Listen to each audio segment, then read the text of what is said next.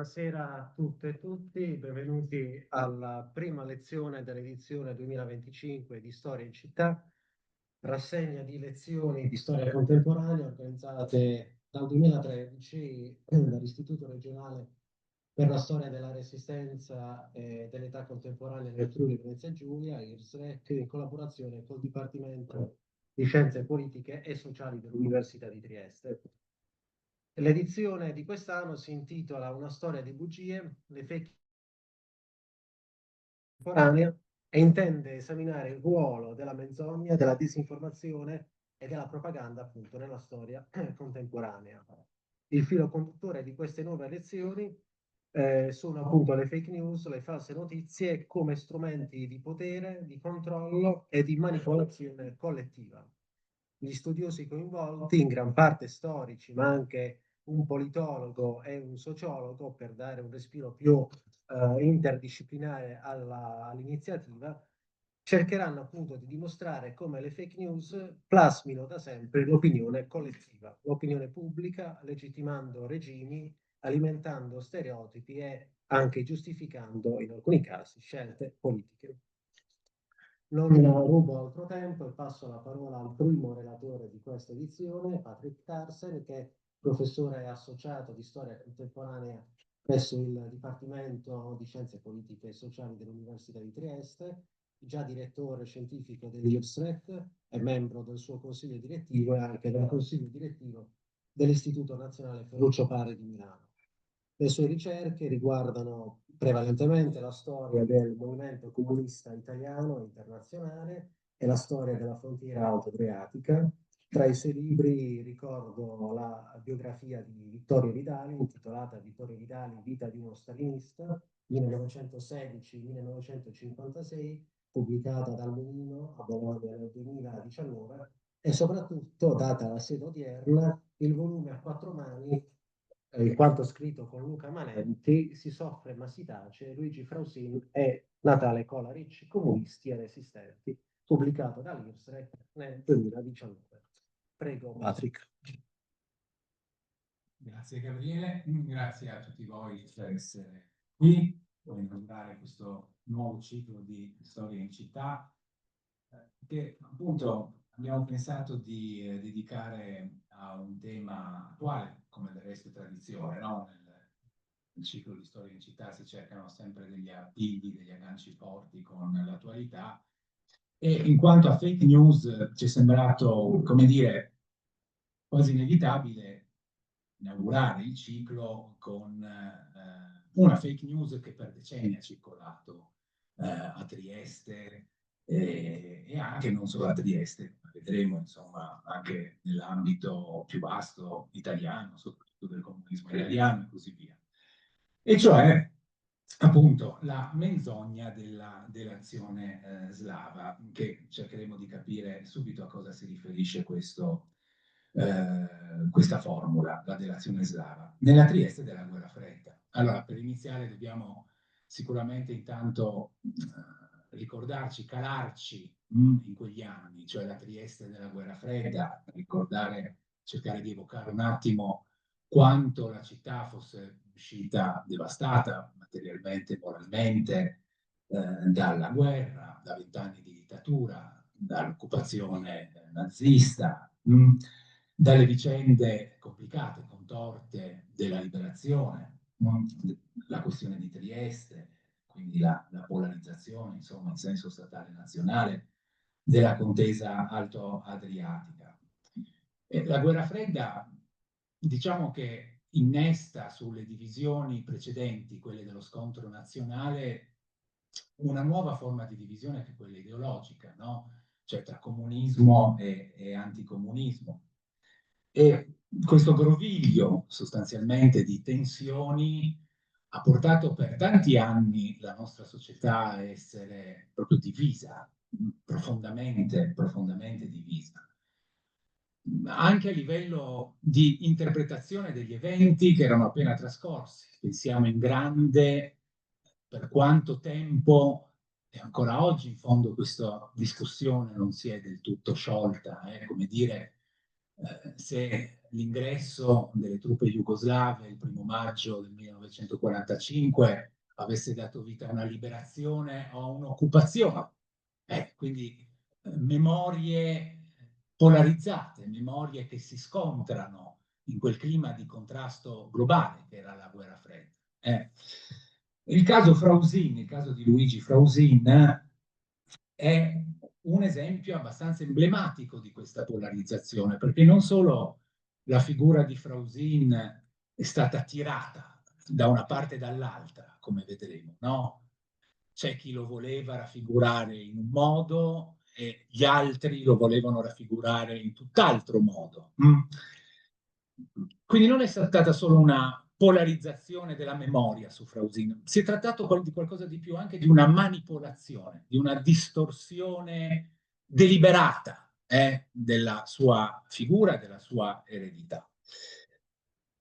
Quindi un caso emblematico su cui partire e appunto avviare questo ciclo di storia in città dedicato alle fake news. Allora, il protagonista però di questa storia non è solo Luigi Frausin, ma è anche Natale Kolaric. E anche Natale Kolaric, entrambi, se qualche minima notizia, insomma, entrambi erano due comunisti, no? Di Mugesani, di Muggia, comunisti di due generazioni diverse, anche se, come vedete, avevano solo 10 anni di differenza. 1898 Luigi, 1908 Kolaric, Natale Kolaric, no?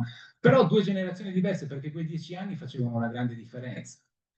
Intanto, già maturo, Frausin, o comunque ragazzo, giovane adulto, aveva vissuto le vicende della Grande Guerra e poi soprattutto l'ottobre 17.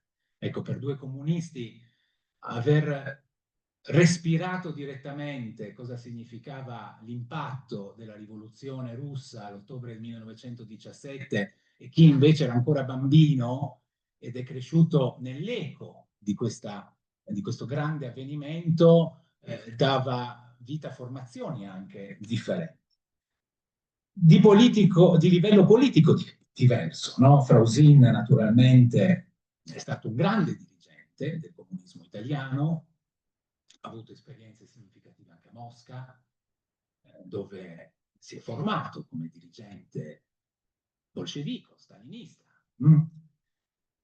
È stato poi capo del centro interno del Partito Comunista d'Italia negli anni della clandestinità più drammatica, quando appunto imperava la dittatura fascista. I comunisti hanno fatto quella scelta radicale che però poi ha dato i suoi frutti durante la Resistenza, di continuare a lottare in Italia, mentre il resto dell'antifascismo era esule, concentrato più che altro a Parigi o negli Stati Uniti. I comunisti avevano mantenuto delle basi in Italia per continuare la lotta nella clandestinità.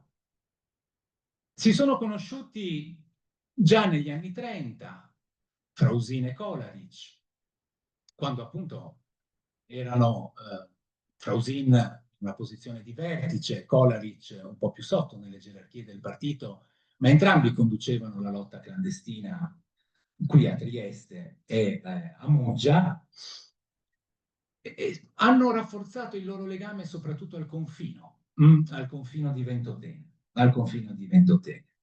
e sono diventati uno l'ombra dell'altro sostanzialmente. Adesso cercherò di spiegare perché complessivamente il progetto politico che ha cercato di attuare Frausin dopo il 25 luglio 43, dopo l'8 settembre, quindi con il suo ritorno a Trieste alla fine del 43, non poteva avere gambe sostanzialmente senza Natale Kolaric. Kolaric sloveno di Muggia.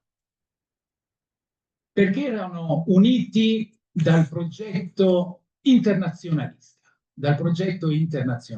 cioè se c'è un cuore nella missione politica che Frausin si era dato, ovviamente conciliando e cercando di applicare quelle che erano state le direttive del Partito Nazionale, diramate appunto sugli scogli proprio di Ventotene, era quello di tenere insieme a tutti i costi l'antifascismo sloveno e l'antifascismo italiano, unire le forze, unire gli sforzi per combattere il fascismo, combattere i tedeschi, che poi dopo l'8 settembre erano piombati appunto creando qui nell'Alto Adriatico, creando l'Adriatisches Kustenland, no? L'OZAC, il progetto internazionalista. Quindi tenere insieme l'antifascismo italiano e sloveno. Naturalmente per Frausin e Kolaric in questo senso era fondamentale, era fondamentale. Entrambi poi accomunati dalla stessa tragica sorte, entrambi finiti, bruciati nel forno della Risiera alla fine del 1944, arrestati prima Kolaric nel maggio del 1944, detenuto, torturato e poi appunto finito in Risiera a settembre del 1944 e stessa tragica sorte per Luigi Frausin, che fu arrestato alla fine di agosto del 1944 e dopo aver subito anche lui delle sevizie indicibili da parte degli sgherri della Gestapo, cioè la banda Collotti, l'ispettorato speciale di pubblica sicurezza, anche lui finirà i suoi giorni a dicembre del 1944 nella risiera di San Sabba. Allora, qual è la menzogna? La menzogna che li riguarda entrambi. Allora, si tratta sostanzialmente dell'accusa persistente, nata già proprio nell'immediato dopoguerra, nei giorni immediatamente successivi alla fine della guerra, che entrambi fossero stati traditi e denunciati alla polizia nazista da esponenti della resistenza slovena. Da esponenti della resistenza slovena. Quindi la delazione slava.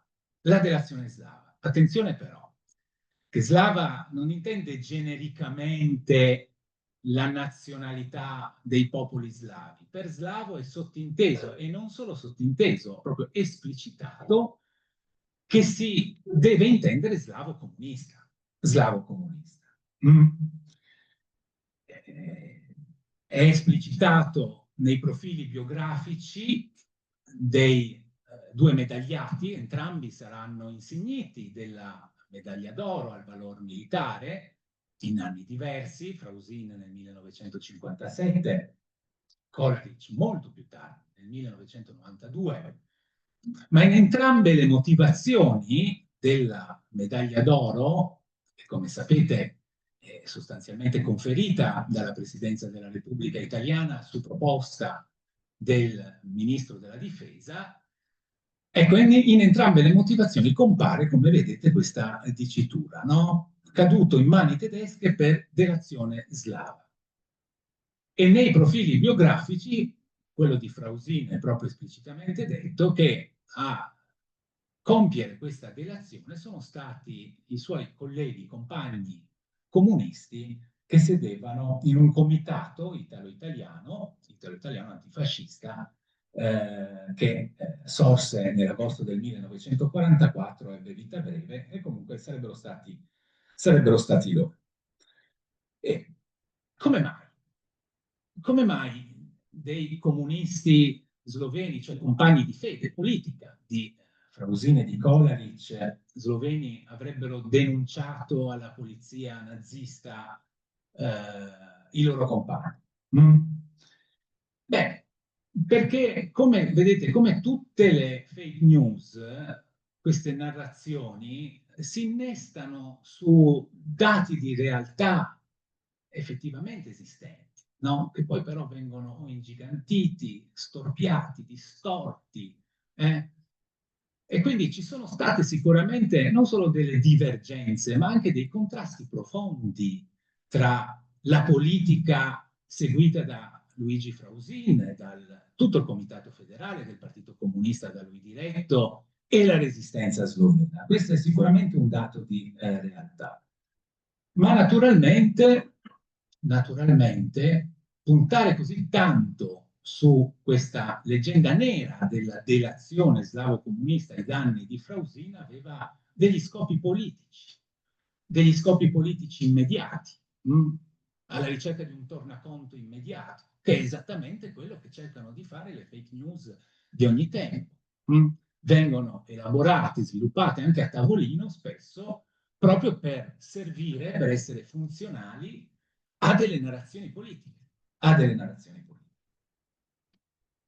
Allora, così in questa oretta, questa conversazione, cercheremo di decostruire questa fake news, di decostruire questa tesi che solo in anni davvero molto recenti, alla fine degli anni 10 del 2000, cioè 6-7 anni fa, la ricerca storica ha potuto dimostrare modo, non c'è nulla di definitivo naturalmente nella ricerca storica, però fino a prova contraria ha potuto dimostrare insomma la natura di calunnia, la natura di menzogna di questa tesi della delazione slava, io cercherò di dargli tutti gli elementi, insomma gli elementi principali per rendervi chiaro qual è stata la trama dietro l'annientamento del PC triestino nel 1944 e poi di capire come questa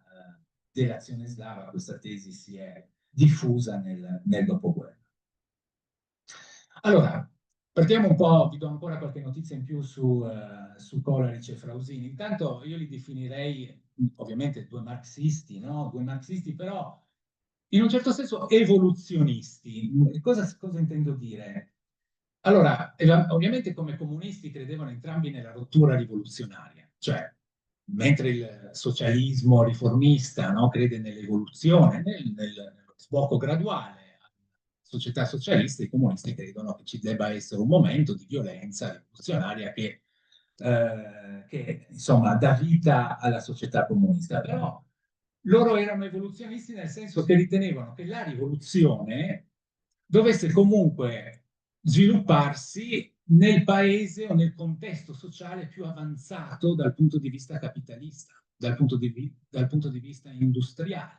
Quindi erano due ortodossi del marxismo da questo punto di vista, molto poco leniniani, se vogliamo, perché Lenin ribalta completamente questa tesi, no? Gli anelli deboli sono invece le nazioni meno sviluppate che dovrebbero far rompere la catena dell'imperialismo e poi i popoli oppressi, i popoli contadini. Quindi loro erano invece, appunto, sarà stata anche la formazione triestina, il retaggio del socialismo adriatico, come sapete, no? La tradizione li aveva mantenuti, insomma, ancorati a una forma di ortodossia marxista.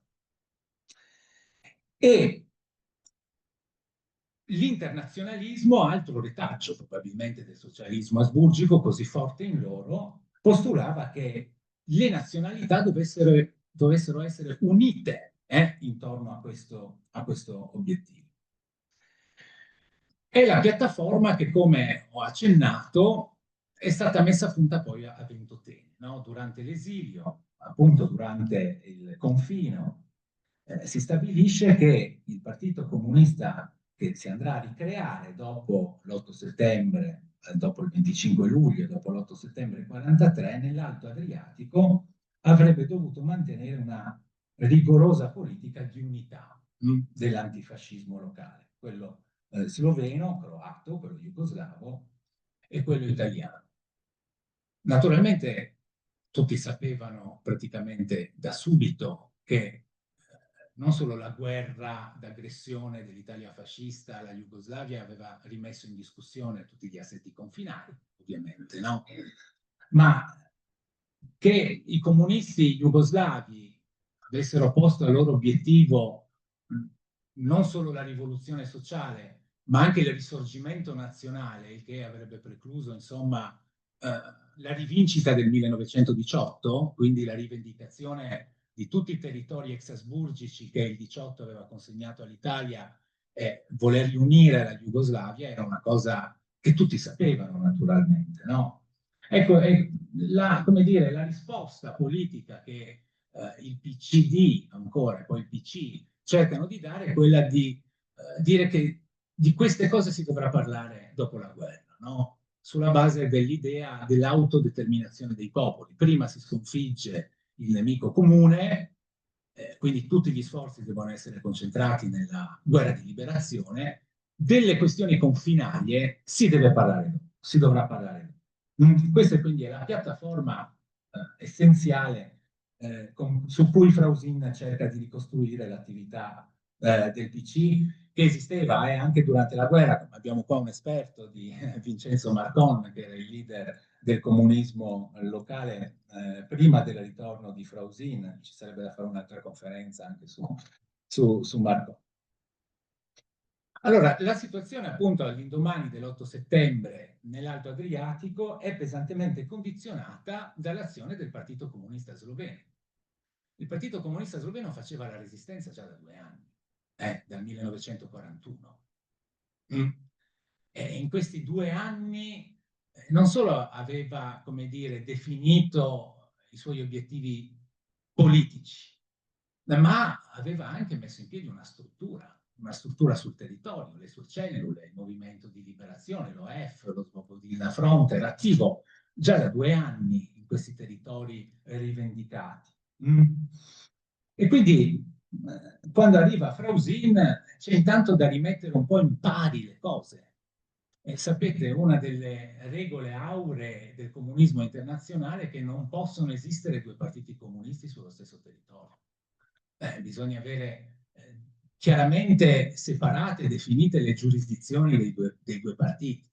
Quindi Frausin arriva già con una, come dire, con un approccio un po' di rivendicazione nei confronti dei compagni sloveni e croati. E cioè dice, d'accordo, grazie per quello che avete fatto in questi 2 anni, però ora il PC è compiutamente ricostituito qui.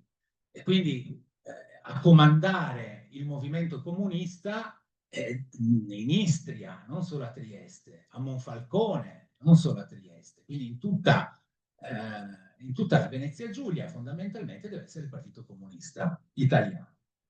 E su questo già non è una cosa facile, ci sono già degli incontri, ci sono anche, c'è chi fa l'indiano, sì va bene, ma poi comunque si continua a fare le cose come andavano prima. Insomma, per lunghi mesi Frausin si è dovuta accapigliare anche con i dirigenti del Partito Comunista Sloveno per mettere in chiaro le cose.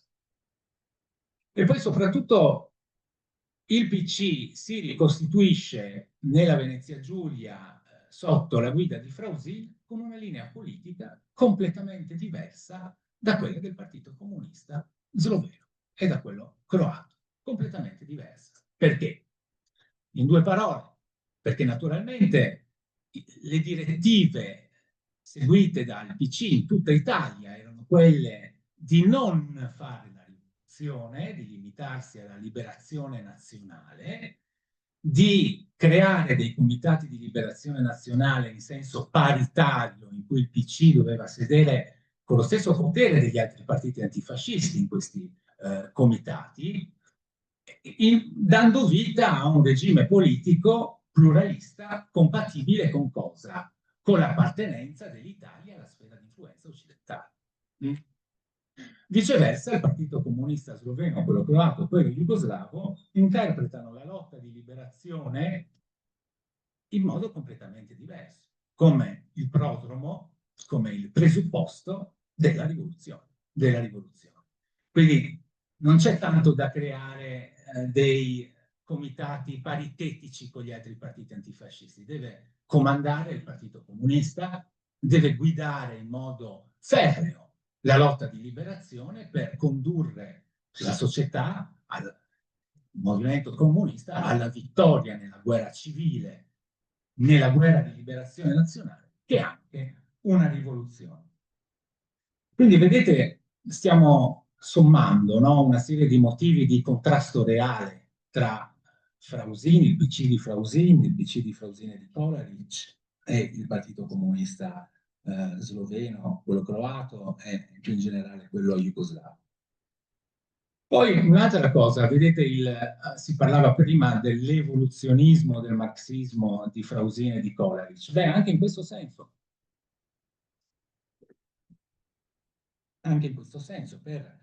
eh, per Frausine la resistenza, la lotta di liberazione doveva essere diretta dalla classe operaia. Quindi per prima cosa il PC doveva ricostruire la sua presenza nelle fabbriche. Che ruolo doveva avere quindi la lotta partigiana, la guerra partigiana?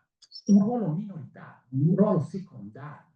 I partigiani in collina, in montagna, dovevano solo funzionare da supporto alla lotta operaia che doveva essere il cuore della resistenza. Il cuore della resistenza, in vista di uno sciopero insurrezionale che avrebbe dovuto liberare poi le città. Viceversa, nel contesto drammatico della guerra civile che era esplosa, che aveva mandato in frantumi il quadro etnico, religioso, sociale della Jugoslavia dell'epoca dopo il 1941, la guerra partigiana è il motore della resistenza, della lotta di liberazione. A parte che ci sono poche fabbriche in Jugoslavia, cioè c'è anche questo da tenere in conto, naturalmente. La classe operaia è molto meno sviluppata che nell'Italia industriale. Allora, i partigiani organizzati in un esercito partigiano devono sconfiggere gli occupatori, devono sconfiggere i nemici interni, liberare delle zone di territorio su cui già impiantare i primi semi rivoluzionari. E quindi si dovrebbe arrivare poi in quest'ottica alla liberazione con la rivoluzione già fatta, praticamente, con la rivoluzione già fatta. Quindi, e con tutto ciò che serve per fare la rivoluzione, anche l'epurazione preventiva di tutti gli eventuali oppositori alla futura società socialista, che non sono soltanto fascisti e nazisti, sono anche gli altri, sono liberali, cattolici, insomma chi non ci sta al dominio politico incontrastato del Partito Comunista. Allora, un altro elemento di divisione, due modelli resistenziali completamente diversi,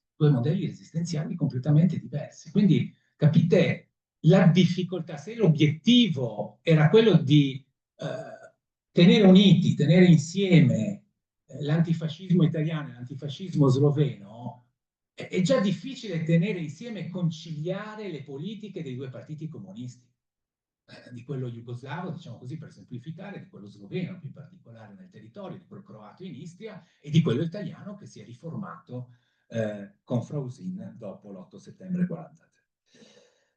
Allora, cosa succede? Succede che la politica di Frausin è fallimentare. Non riesce ad attuarla, non riesce a metterla in pratica. Perché? Allora, intanto, nel febbraio-marzo 1944, mentre in tutte le grandi città industriali del nord Italia avvengono degli scioperi imponenti, sono degli scioperi che sconvolgono non solo il fantasma di Mussolini, che è ancora a capo della RSI, ma che mettono in seria difficoltà i tedeschi. Nel resto dell'Europa occupata scioperi simili, così di massa, non avvengono, come non avvengono a Trieste. Frausini aveva puntato molto sullo sciopero, sull'unione ideale, diciamo così, no? E anche concreta nella lotta della classe operaia italiana, che Trieste si agganciasse a questo movimento operaio di lotta, e non avviene. La classe operaia gli volta le spalle. Gli volta le spalle perché qui i tedeschi sono abili nel blandire anche la classe operaia, con innalzamento delle paghe, accordi sindacali a tutto vantaggio, no? Molto più vantaggiosi di quello che avviene nel resto d'Italia. La classe operaia è ferma e quindi già un pezzo grosso della strategia di Frausini viene meno, crolla. Poi, Frausino non riesce a creare il CLN. Perché il CLN verrà creato a Trieste molto tardi, appena a giugno del 1944, cioè quindi 9 mesi dopo l'inizio della resistenza italiana l'8 settembre. Per quei 9 mesi a Trieste non c'è un comitato di liberazione nazionale. Frausino non riesce a convincere gli esponenti non comunisti, vuoi democristiani, vuoi liberali, vuoi socialisti dell'antifascismo italiano, a lottare in maniera esplicita. E come mai c'è questa ritrosia dell'antifascismo italiano nel fare la resistenza? Perché si ha paura della resistenza jugoslava. Si ha un terrore, anche motivato, dopo quello che è successo in Istria con le foibe nel settembre 1943, si ha paura delle rivendicazioni territoriali esplicitate, fare la resistenza sembra uguale a darla vinta immediatamente agli jugoslavi. E allora si preferisce stare fermi. E allora un altro caposaldo della strategia di Frausin frana. E insomma, all'inizio del 1944, quindi, il Partito Comunista Sloveno, d'accordo con quello italiano della direzione nord, quindi i vertici nazionali dei due partiti decidono che a Trieste si deve cambiare linea, si deve cambiare politica. E cioè la linea del movimento comunista a Trieste deve essere meno italiana e più jugoslava. Meno italiana e più jugoslava. Più spazio alla resistenza partigiana, più potere popolare, quindi meno CLN, ma più potere popolare, ovvero il CLN che con enorme fatica Frausin poi riesce a creare, avendo quell'intuizione geniale, no? Di assegnare la presidenza del Comitato di Liberazione Nazionale a un sacerdote, a Don Edoardo Marzari, unico caso italiano di un CLN guidato da una figura di chiesa. Ebbene, questo CLN deve però essere, diciamo così, immediatamente sussunto in una struttura più ampia, che poi è quella che dovrebbe decidere le cose, che è il Comitato Antifascista di Coordinamento, il CAC, la sigla, no? Comitato Antifascista di Coordinamento, in cui dentro c'è il CLN e dentro c'è l'OF.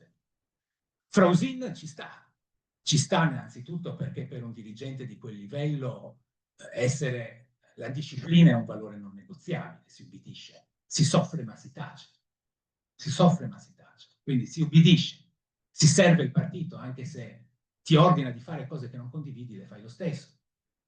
E poi perché comunque anche in questa nuova versione della linea politica che il PC di Frausin è costretto a seguire dopo gli accordi che intervengono fra il Partito Comunista Sloveno e quello italiano, si salva il nucleo portante della sua strategia, che è l'unità dell'antifascismo. Perché nel CAC, in questo potere popolare, in questo comitato di coordinamento, siedono insieme i resistenti italiani e i resistenti sloveni. E alla prima seduta di questo nuovo organismo, ai primi di agosto del 1944, è un dato che Frausin sottolineerà con solennità. Nella storia di Trieste è la prima volta che nasce un organismo politico in cui gli italiani e gli sloveni sono equamente rappresentati e decidono insieme il futuro e il destino di questa città. E quanto gli bastava per mettere in pratica anche le nuove direttive.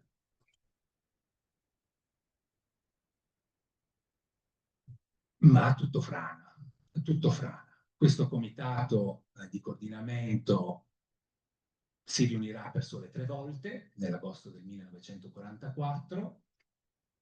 Perché? Beh, per 2 avvenimenti concomitanti. Perché appunto è mesi che la polizia nazifascista è sulle tracce degli organi direttivi della resistenza nella regione e arriva sostanzialmente al collo del vertice del PC proprio nell'agosto del 1944, come vedremo, no? Con gli arresti appunto di Frausine, sostanzialmente la decapitazione integrale di tutto il comitato direttivo del PC e anche di buona parte della resistenza slovena. L'agosto-settembre 44 rappresenta una delle pagine più drammatiche per il movimento di liberazione complessivamente inteso da queste parti, e poi perché appunto il PC sloveno nell'agosto del 44, il PC jugoslavo, Tito sostanzialmente decide che bisogna buttare a mare tutto quanto, non serve più accordarsi con la resistenza italiana perché si punta al tutto e subito a occupare questi territori, mettendo gli alleati di tutto il mondo davanti al fatto compiuto dell'occupazione. Quindi si monopolizza, si vuole il monopolio politico e militare di tutta la resistenza nella regione in vista dell'annessione. Quindi non ha più senso andare a Milano a parlare col PCI, non ha più senso parlare col CLN Alta Italia, non ha più senso fare gli accordi con il Frausin di turno. Cioè, nel senso, viene meno proprio il senso dell'esistenza autonoma di un PC italiano a Trieste, in Istria, perché tutto viene inglobato dal Partito Comunista Sloveno, come già era stato fatto nel 1944 in Istria da quello croato. Quindi cosa ne è di Frausine? Nel frattempo Kollaric sarà già stato arrestato, no? Nel maggio del 1944. Frausine ancora una volta dice ubbidisco. A Udine, il triunvirato del Partito Comunista Italiano, insomma, in linea gerarchica l'organismo superiore, gli dice non ha più senso che un dirigente del tuo livello sta a Trieste, perché Trieste l'abbiamo perduta. A Trieste comanderanno politicamente e militarmente la resistenza degli jugoslavi, tu ormai sei compromesso, eri fautore di una linea che è naufragata, è meglio che te ne vai via e ci vieni a dare una mano dove potresti servire ancora. E così Frausine fa tutti i preparativi per andarsene, tutti i preparativi. Solo che appunto verrà arrestato proprio il giorno stesso, sostanzialmente, che avrebbe dovuto lasciare Trieste per recarsi a Udine.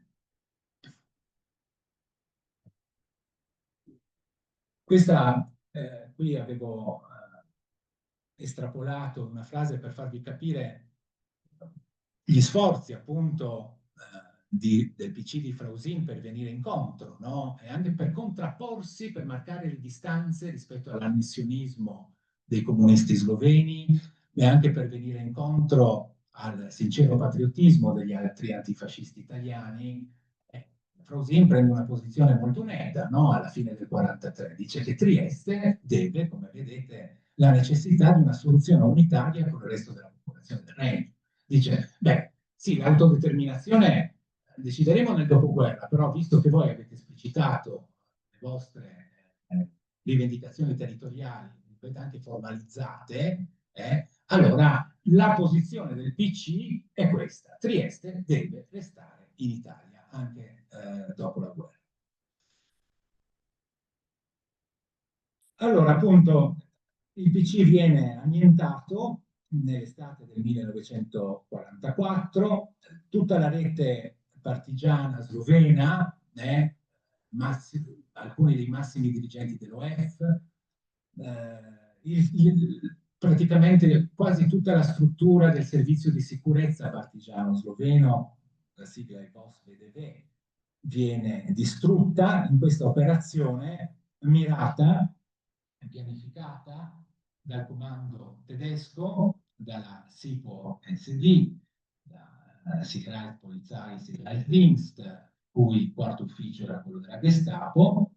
Per questa operazione di decapitazione dei vertici resistenziali italiani e sloveni,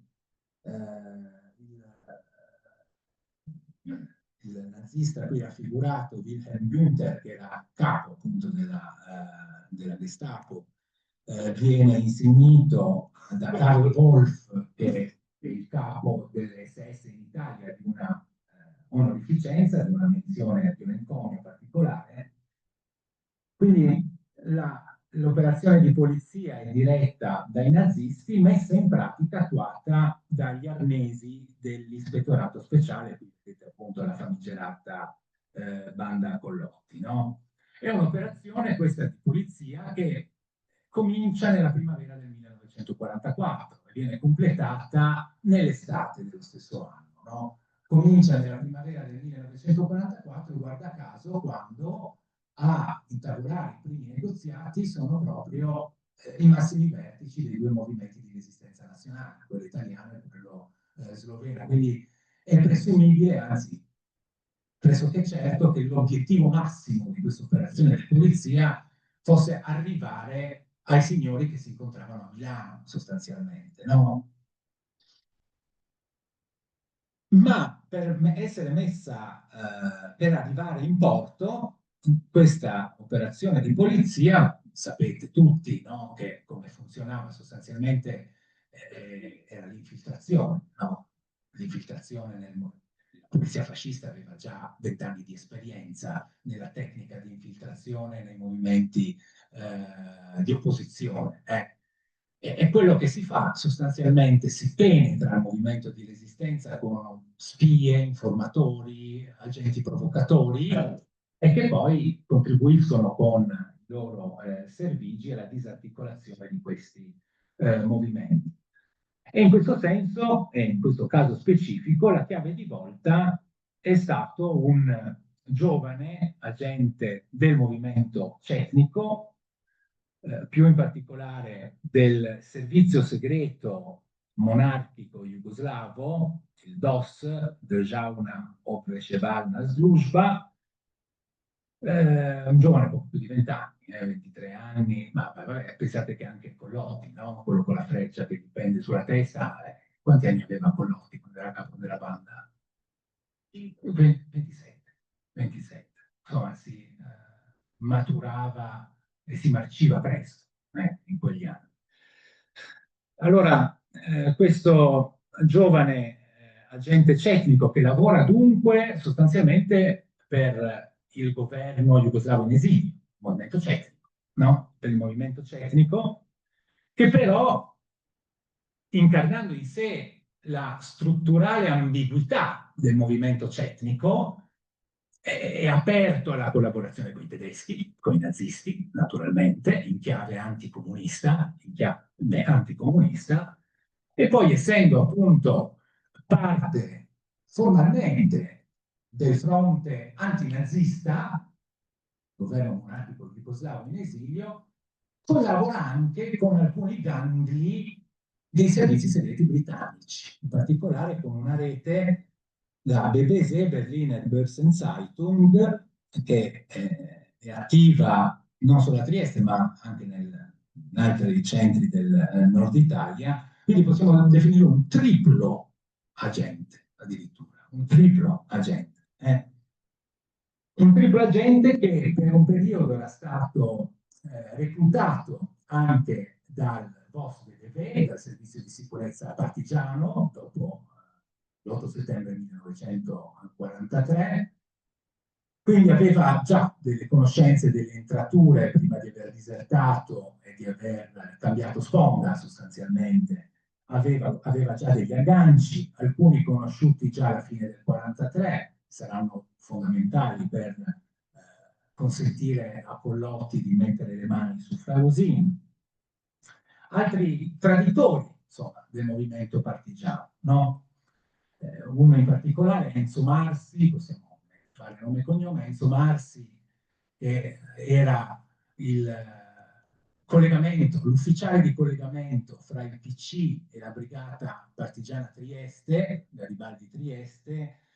Zovic lo conosce già alla fine del 1943 e sarà fondamentale per collegare sostanzialmente la rete messa in piedi da Zovic a Frausini. Fondamentale, perché Enzo Marsi era amico proprio personale di alcune figure molto vicine a Frausini, tra cui suo nipote Giorgio Frausini. Sostanzialmente sarà uno appunto un collegamento fondamentale perché l'operazione architettata da questo agente cetnico Zovic possa essere coronata da successo. Quindi se proprio vogliamo, sì, Frausin, tirandola un po' per i capelli, è stato vittima di una delazione, perché qualcuno l'ha riconosciuto. Ha fatto sì che quando gli hanno combinato l'esca in via Pindemonte il 24 agosto 1944, attirandolo lì, dicendogli ti facciamo incontrare con qualcuno che ti può dare notizie su tuo nipote Giorgio. Giorgio era capo del GAP, i gruppi di azione patriottica per Monfalcone e Muggia, per Frausin, per Luigi era come un figlio, era stato sconvolto dall'arresto di suo nipote, e Frausin andrà in via Pindemonte appunto completamente fiducioso della persona che andrà a incontrare. Questa persona faceva parte del suo comitato federale. Faceva parte del suo comitato federale prima di essere arrestato ed essersi messo al servizio dei fascisti e dei nazisti. Quindi sì, è stato vittima di una delazione, ma allora italiana, perché era parte del PC italiano, era parte del PC italiano, la persona che lo ha tradito in maniera più dolorosa, in maniera più dolorosa.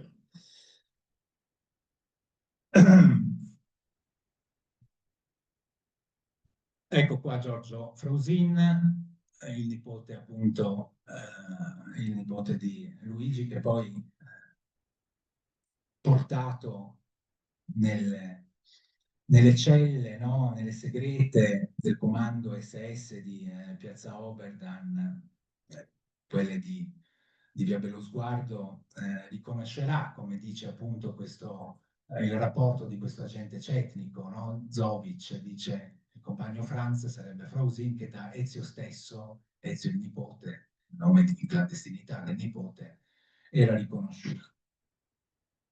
Allora, sostanzialmente, Kolaric, Natale Kolaric era stato arrestato a maggio a Monfalcone.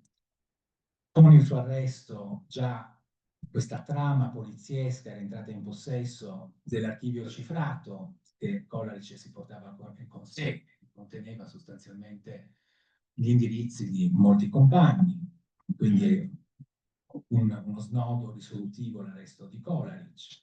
Poi la cattura appunto di Giorgio Frausin, di Bruno Cossi, che era il responsabile dell'intendenza nel comitato federale di Frausin, che poi sarà appunto lui l'esca a portarlo in via Pindemonte, che era stato arrestato Bruno Cossi insieme a Giorgio. Ecco, allora abbiamo detto la cattura avviene il 24 agosto 1944, il rapporto di questo agente, che è stato il documento fondamentale con cui si è potuta smascherare la natura di calunnia e di menzogna rispetto appunto alla tesi della delazione slava. Questo rapporto riporta l'ammirazione degli aguzzini per la resistenza che Frausin ha dimostrato alle torture, al punto da dover ricorrere alle droghe per farlo parlare, e poi lasciandosi sfuggire questo commento, no? Peccato che quest'uomo non sia nostro, tanto resistente era alle violenze che ha dovuto subire. Questa è una scansione della copia originale del rapporto Zovic, rinvenuta negli archivi dell'IRSREC nel 2018. La versione italiana di questo rapporto, perché l'originale era scritto in sloveno, e la parte in cui, dopo aver abbondantemente relazionato sulla cattura di Luigi Frausin, di Kolaric e degli altri, il rapporto si concentra sugli arresti che hanno sgominato la rete della resistenza slovena. Perché, come vedete in questa frase, no, in breve tempo è venuto anche per loro un periodo critico che naturalmente esigeva le dovute vittime.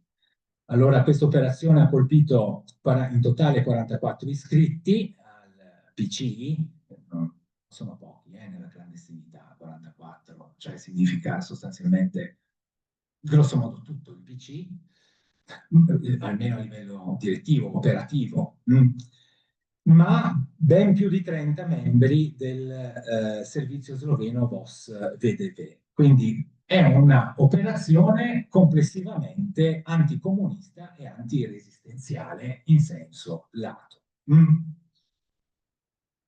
Allora, così sono andate le cose, così sono andate le cose.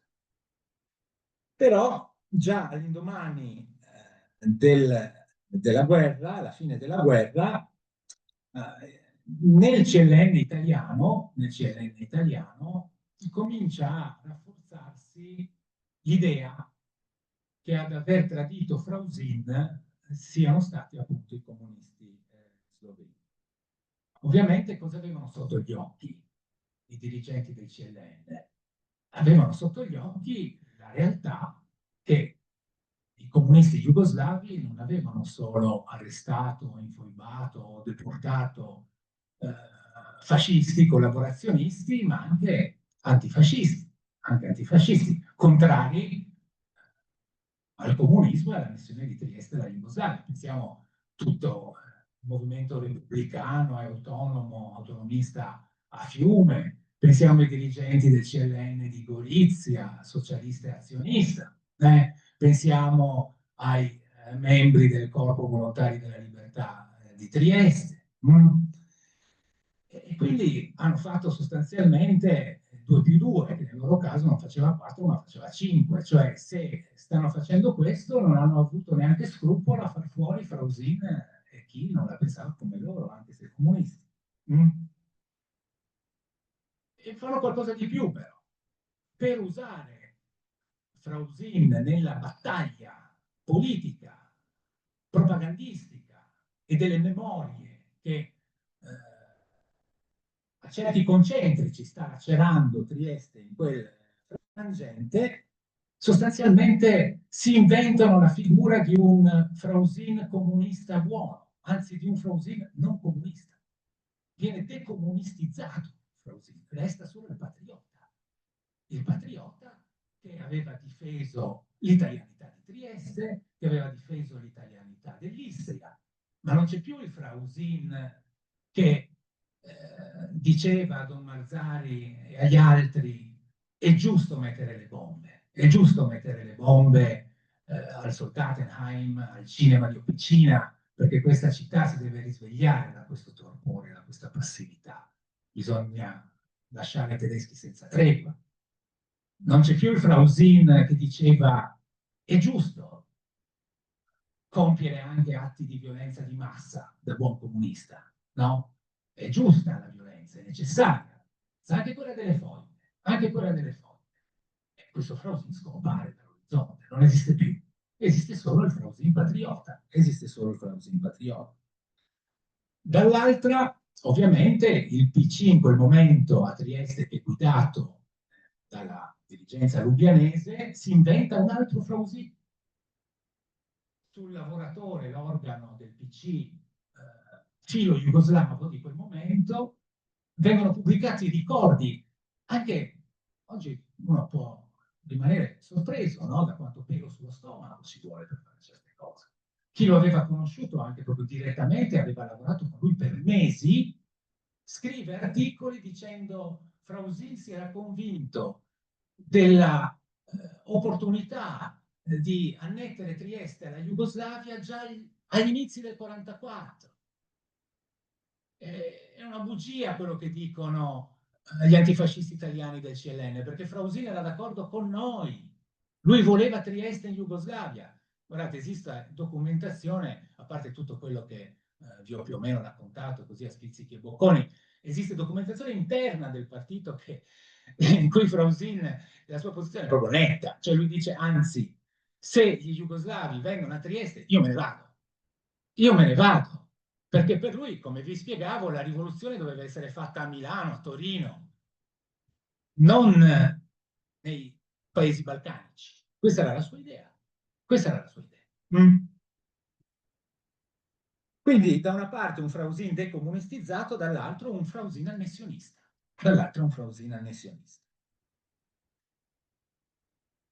E poi avviene un fatto clamoroso che nessuno si aspettava, quasi nessuno si aspettava, che è la rottura fra Tito e Stalin del 1948. Allora, qui il PC, sostanzialmente tutti gli filo jugoslavi vengono scacciati via, resta in mano il PC alla dirigenza filo moscovita, filo sovietica, come informista, e Frausin torna a essere, non aveva mai smesso di esserlo, ma si trasforma in una nuova arma propagandistica, retorica e politica. Mm? Perché a quel punto fare propria la tesi della delazione slava è un'arma formidabile per il PC TLT, si chiamava così, guidato da Vittorio Vidali, contro i comunisti jugoslavi che ora sono massimi nemici del movimento comunista internazionale. Allora, sostanzialmente questo documento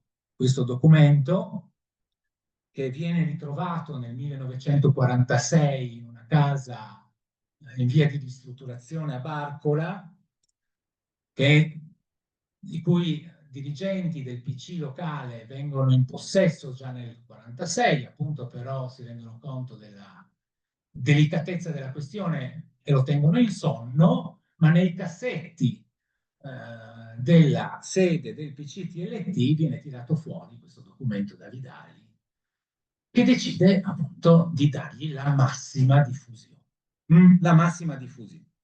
Viene pubblicato dal Lavoratore e dal Delo in contemporanea il 14 novembre del 1949, ma naturalmente in una versione fortemente manipolata e tagliata e ridotta. Tagliata e ridotta perché nella versione contraffatta pubblicata dal PC di Vidali veniva omesso ogni riferimento al tradimento interno al PC, quello che ho cercato di spiegarvi prima, ogni elemento che minasse, come dire, l'immagine di una purezza del PC internazionalista guidato da Frausin contro appunto i criminali assassini lubianesi. Quindi il PC doveva rimanere appunto, come dire, un'entità purissima. Viene ovviamente tagliata tutta la coda del documento, 2 pagine abbondanti, in cui l'agente tecnico relazionava sulla distruzione della rete della resistenza slovena. E veniva presentato come sostanzialmente la prova, manomesso in questa maniera, la prova che i resistenti sloveni, il Partito Comunista Sloveno, fosse traditore già nel 1944 perché in combutta con gli imperialisti già allora. Gli imperialisti. Quindi si faceva, vedete, no? Le tracce, le pagliuzze di realtà che poi vengono frullate per trasformarsi in qualcosa di nuovo. Si diceva sostanzialmente che i servizi segreti britannici, i servizi segreti nazisti e i servizi segreti comunisti jugoslavi erano già in combutta, in collaborazione fra di loro, tutti concordi a far fuori il purissimo PC di Frausin. Il purissimo PC di Frausin. Quindi gli agenti dei Churchill, scriveva Vidali, no? Ovvero appunto gli imperialisti, dentro i quali dopo il 48 era gioco facile per lui inserire anche i comunisti jugoslavi.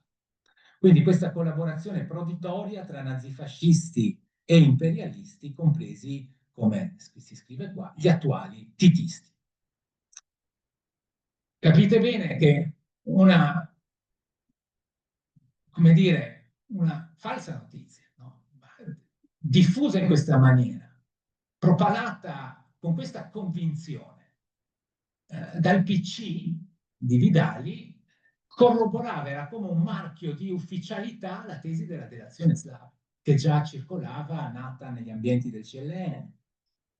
Viene rilanciata anche dagli organi nazionali del Partito Comunista Italiano, l'Unità nel novembre del 1949, se possibile ci va ancora peggio perché semplifica ancora di più, non c'è gli agenti dei Churchill, si dice semplicemente Frausin è stato tradito e consegnato alle SS dai comunisti jugoslavi. E quindi questa delazione slava ormai vede convergere su di sé questa tesi tutto lo spettro dell'antifascismo anti-jugoslavo, quello di Marca come informista, comunista come informista, e quello di Marca liberal-democratico. Viene poi diffuso dalla pubblicistica e rilanciato dalla pubblicistica legata agli ambienti del CLN, no? Carlo Schiffer, padre nobile della storiografia antifascista italiana, no? Gli dà un avvallo potente, gli dà un avvallo molto potente, e così anche Giovanni Paladin scrive nel 1955, no? Una sorta di pamphlet in cui fa proprio i nomi, dice sì, ecco, no? Come ci ha confermato anche il PCTLT, a tradire Frausin sono stati i compagni di Frausin che sedevano nel CAC, i compagni di Frausin, quelli dell'OF che sedevano nel CAC. E quindi si fa strada questa tesi anche, come dire, per vie istituzionali, per vie istituzionali.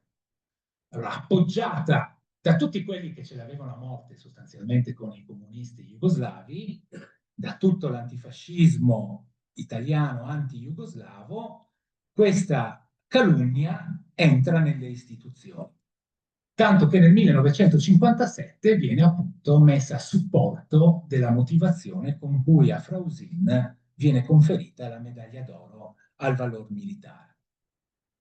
1957, non possiamo dilungarci troppo sul contesto, che in parte aiuterebbe a comprendere, dare degli elementi in più per comprendere come ciò sia avvenuto, ma torno un attimino a tirare la vostra attenzione sul fatto che la stessa motivazione viene riproposta nel 1992 e assume un carattere che direi più ironico, grottesco, cioè che lo sloveno Natale Kolaric venga insignito della medaglia d'oro al valor militare perché caduto nelle mani dei tedeschi per delazione slava, è una cosa che no, potrebbe addirittura far ridere, far ridere. Mm.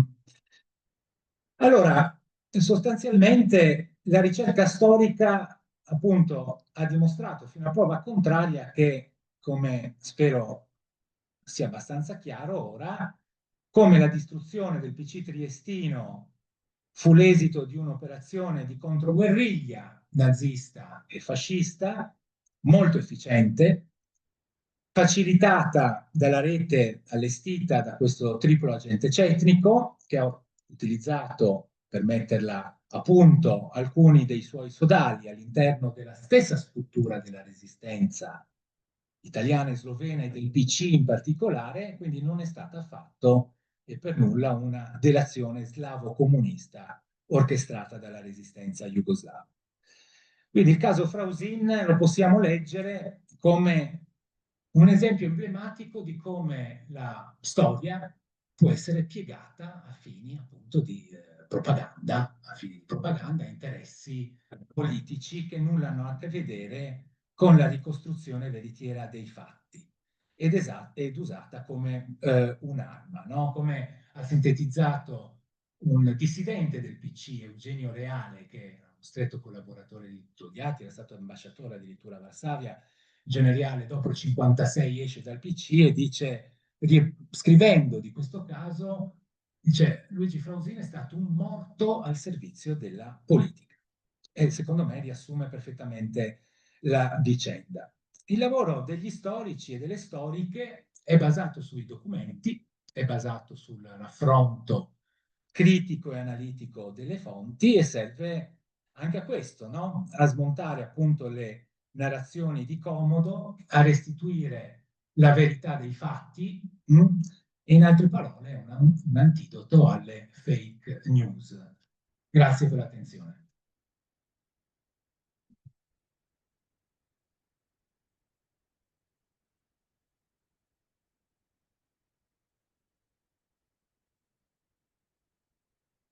Patrick Carsen per questa limpida panoramica biografica comparata di due figure emblematiche del comunismo giuliano, ma anche italiano, nel caso di Frosini, che era stato anche membro del comitato centrale, no, del Partito Comunista d'Italia e che hanno avuto, come hai spiegato, come appunto si spiega chiaramente nel libro, un rapporto di incontro e scontro con la resistenza slovena che ha provocato tensioni che hanno poi fornito terreno fertile nel dopoguerra alla ideazione e diffusione appunto della fake news della nazione slava a fini politici.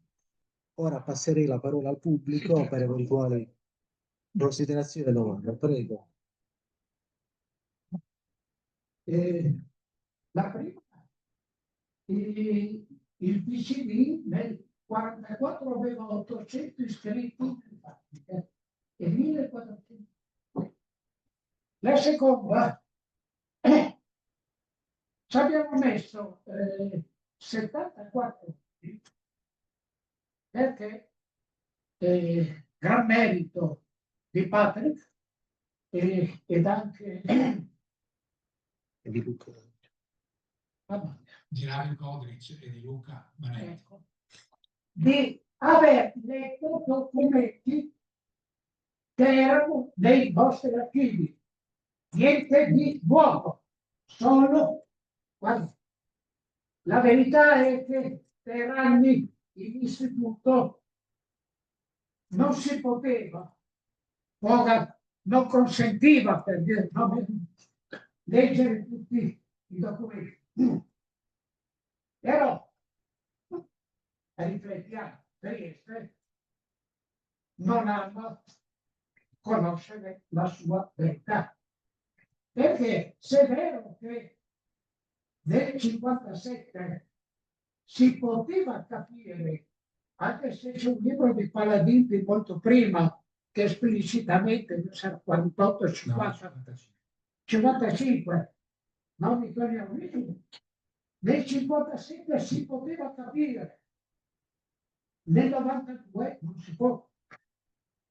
Ma non si può capire anche perché non si è voluto fare storia e c'è anche, va detto, una responsabilità dell'istituto e un merito di Patria a cercare. E quando è cominciata la sua ricerca, pensava lui, ma io guardavo i documenti dietro, che effettivamente ci potesse essere la tentazione slava. Pensate che io, che ho vissuto tanti anni nel Partito Comunista Federazione Autonoma, io penso di essere iscritto, mi sono messo iscritto alla Federazione, che è un'altra storia. Si pensava o si voleva credere, tanto che Sema fa dei seminari negli anni '80 perché la storia di Sema, il seriano, fa comodo pensare che fosse una donazione. Allora la riflessione è quella del perché non si è voluto. E tenete conto che è un piacere che ci siano tante persone qua questa sera, perché nonostante il libro di Patrick di Manetti, questa storia non si vuole conoscere, perché una parte dei vecchi protagonisti, quelli che hanno 80 anni più come me, gli è andato bene che per 60 anni fosse quella la versione, ma riflettendo sulla politica degli anni 90 a Trieste e dopo, insomma, una bella riflessione, perché poi ci sono ancora tante storie di questa città che noi abbiamo voluto mettere fuori sotto. Però chissà mai che un giorno tornano fuori e provocano dei gravi danni. Ecco, un grazie e prendete il libro e fatelo leggere a tanti, perché per guardare il futuro, se riusciamo a fare i conti con quelli che siamo stati o abbiamo tollerato che ci descrivessero, avremmo più chance.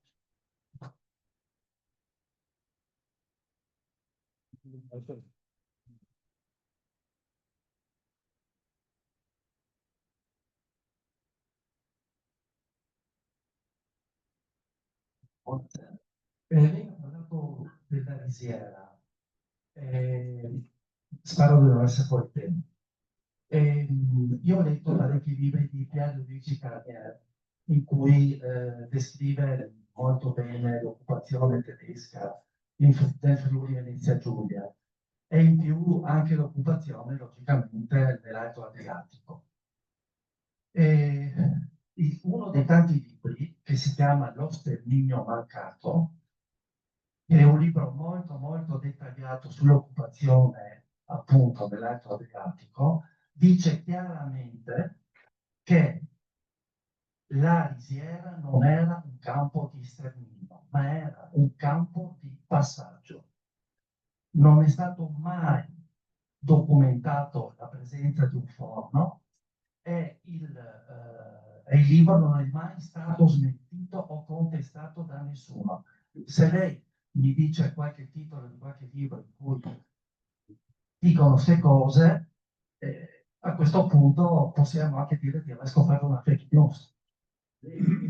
No, guarda, non ha... No, veramente. Allora, no. Allora, a parte che siamo parecchio fuori tema, direi. Comunque sia, non è stato tecnicamente un campo di sterminio come sono state le fabbriche della morte a Chełmno, a Sobibor, Treblinka, dove si entrava per essere gasati e bruciati. Non è stato un campo di sterminio, è stato un campo di polizia, di assassinio di massa, di oppositori politici, italiani, sloveni, croati, ma le persone venivano casate nel camion al loro interno, venivano fucilate, ne sono morte a migliaia, ed era dotato di un forno crematorio. Le posso dire anche chi l'ha costruito. Faceva parte di quel gruppo, l'Action Reinhardt, che dopo aver sterminato 3,5 milioni di ebrei polacchi, è venuto qui a svernare nell'Alto Adriatico, importando le tecniche di assassinio di massa, di distruzione di massa, apprese e messe in pratica già in Polonia. E questa è una cosa, no, dati di fatto, solari, universalmente noti da sempre.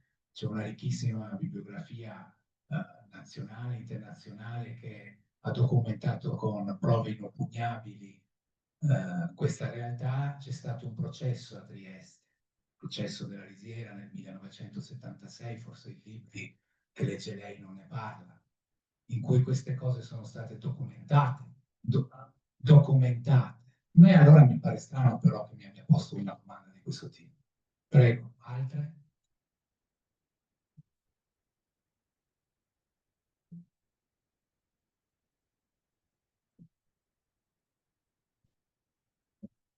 Bene, se non ci sono altre domande, io ringrazio nuovamente Patrick Carsen, il professor Patrick Carsen, per la sua lezione, ringrazio il pubblico per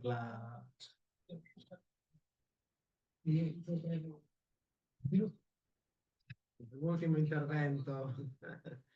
Prego. Allora, dopo il libro, l'istituto che abbiamo il più organizzato così, perché ha inviato con documentazione e con le procedure complicatissime al nostro Presidente della Repubblica una richiesta di modifica delle sanzioni, o quantomeno di avere una risposta a purtroppo tante cose per fare il Presidente della Repubblica, questo non ha avuto una risposta, ma già che ci siamo, c'è Giulia qua, magari la rimandiamo questa richiesta quantomeno di tener conto della documentazione prodotta dall'Istituto.